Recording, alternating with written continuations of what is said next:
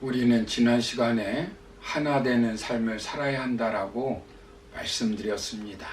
그렇다면 우리는 어떻게 하나 되는 삶을 살 수 있을까요? 지난 시간에 첫 번째로 말씀드린 것은 우리는 그리스도를 중심으로 하나 된 삶을 살아야 되고, 두 번째는 남을 귀하게 여김으로 하나 되는 삶을 살아야 한다라고 말씀드렸습니다. 그리고 남을 귀하게 여기는데 방해되는 두 가지가 있는데, 첫 번째는 다툼, 두 번째는 허영이라고 말씀드렸습니다. 그런데 나보다 남을 귀하게 여기는데 적극적인 자세가 무엇이겠습니까? 첫째도, 둘째도, 셋째도 겸손입니다.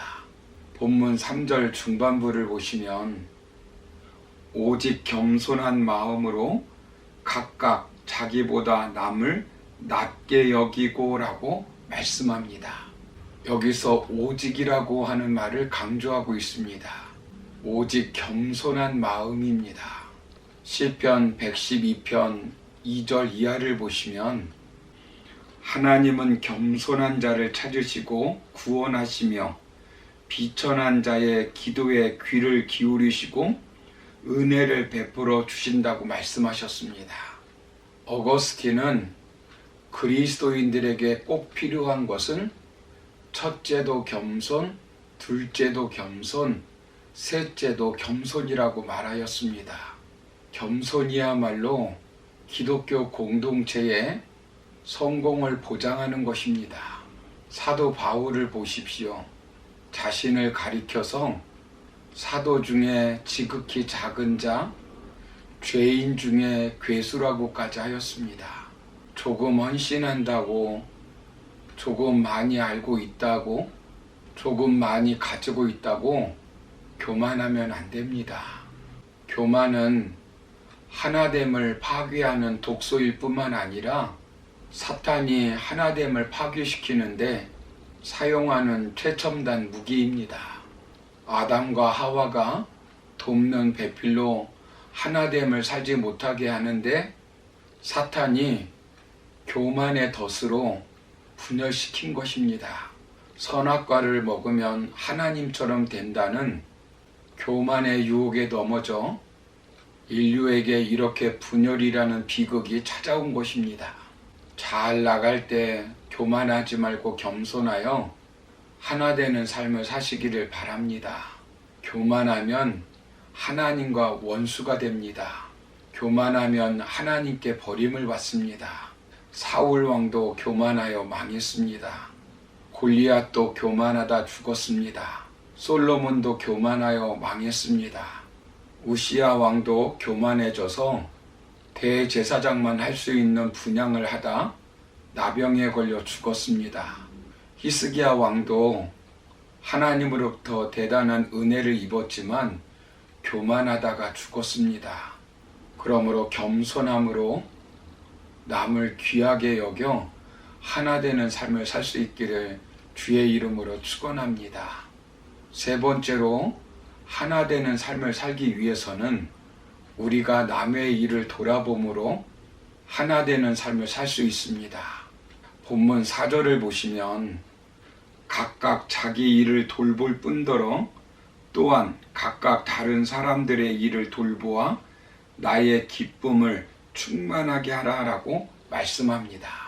하나 되기 위해서는 다른 사람의 일에도 관심을 가지고 돌아보아야 한다는 것입니다. 타인의 이익을 생각해주고 타인의 관점을 인정해주고 타인의 주장에도 귀를 기울여 주어야 하나 될 수 있습니다. 그렇다고 이 말씀은 자신의 일을 내버려 두고 타인만을 돌보라는 말이 아닙니다. 디모데전서 5장 8절을 보시면 누구든지 자기 친족, 특히 자기 가족을 돌보지 아니하면 믿음을 배반한 자요 불신자보다 더 악한 자니라 라고 말씀합니다. 자기 일도 제대로 하지 못하면서 남의 일만 간섭하는 것도 교회 공동체가 하나 되는 것을 방해하게 됩니다. 우리는 남의 일을 참견하기 이전에 자기가 받은 사명과 직분에 우선 충성하고 있는지를 돌아보아야 합니다. 자신의 신앙 상태를 늘 돌아보아야 합니다. 신앙적으로 단점과 장점이 무엇인지, 자신의 본분은 무엇인지 성찰해야 합니다. 자신을 잘 성찰하지 않으니까 늘 다른 사람들과 다투는 것입니다. 내 안에 있는 들보는 보지 못하고 다른 사람의 티끌만 보고 비판하면 하나 되지 못합니다. 그렇다고 자기 일에만 충실히 한다고 남의 일을 외면하지 말라는 것입니다. 자신의 이익에만 몰두하면 세상 사람들처럼 돈이 인생의 목적이 되고 하나님의 종이 아니라 양육 강식의 노예가 되어버립니다. 몸이 손만 충실하다고 다리를 외면하면 결국 몸 전체는 장애인이 되고 맙니다.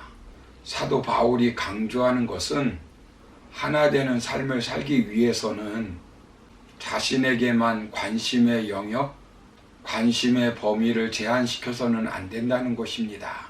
하나 되는 삶으로 화합하려면 자기 일에 충실하면서도 한 걸음 더 나아가 다른 사람의 일이나 형편을 돌아보아야 합니다.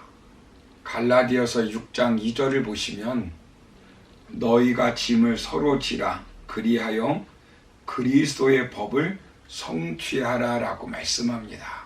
교회는 하나의 유기적인 몸입니다.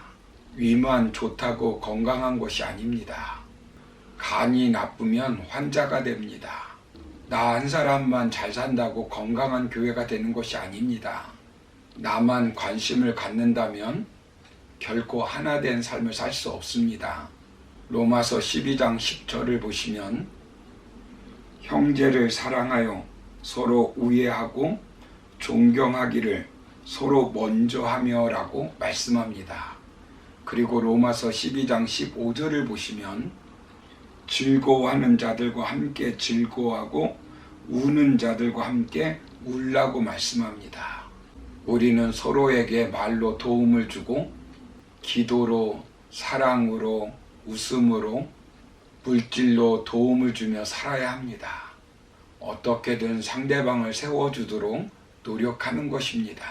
남을 내 몸과 같이 여기고 돌아볼 때 참된 연합이 이루어지는 것입니다.